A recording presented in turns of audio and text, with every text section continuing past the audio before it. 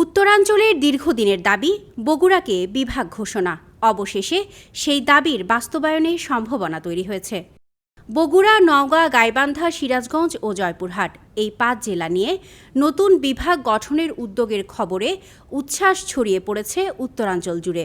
সামাজিক যোগাযোগ মাধ্যম থেকে শুরু করে বিভিন্ন শ্রেণী পেশার মানুষের আলোচনায় এখন একটাই বিষয়, বগুড়া বিভাগ। শনিবার বগুড়ার একটি ৫ তারকা হোটেলে আয়োজিত মতবিনিময় সভায় বগুড়া, নওগাঁ, গাইবান্ধা, সিরাজগঞ্জ ও জয়পুরহাট জেলার বিভিন্ন আসনের সংসদ সদস্য, মন্ত্রী ও প্রতিমন্ত্রীরা বগুড়াকে নতুন বিভাগ ঘোষণার প্রস্তাবে সমর্থন জানান। বক্তারা বলেন, ভৌগোলিক অবস্থান, উন্নত যোগাযোগ ব্যবস্থা, প্রশাসনিক সক্ষমতা ও অর্থনৈতিক গুরুত্বের কারণে বগুড়া অনেক আগেই বিভাগ হওয়ার যোগ্যতা অর্জন করেছে। বগুড়া বিভাগ গঠনের খবর প্রকাশের পর সাধারণ মানুষের মধ্যেও ইতিবাচক প্রতিক্রিয়া দেখা গেছে। অনেকের মতে, বিভাগ হলে প্রশাসনিক সেবা আরও সহজলভ্য হবে, শিল্প বিনিয়োগ বাড়বে, কর্মসংস্থানের নতুন সুযোগ সৃষ্টি হবে এবং উত্তরাঞ্চলের উন্নয়ন আরও গতিশীল হবে।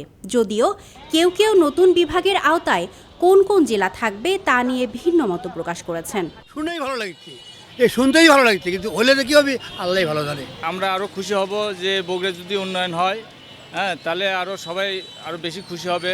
এই যানজট মুক্ত করতে হবে।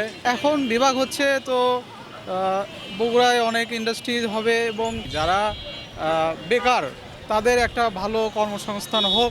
বগুড়া বিভাগ ঘোষণা হবে এই লক্ষ্যে আমরা মনে করি যে নাগরিকের সুযোগ সুবিধার জন্য সবচেয়ে বড় আমাদের হলো আমাদের যানজট মুক্ত শহরকে উপহার দেওয়া। এদিকে বগুড়া ৬ আসনের সংসদ সদস্য রেজাউল করিম বাদশাহ বলেন, বগুড়াকে বিভাগ ঘোষণার দাবি এ অঞ্চলের মানুষের বহুদিনের প্রত্যাশা। তার মতে, নতুন বিভাগ হলে মানুষের দোরগোড়ায় প্রশাসনিক সেবা পৌঁছাবে এবং উত্তরাঞ্চলের সামগ্রিক উন্নয়ন ত্বরান্বিত হবে।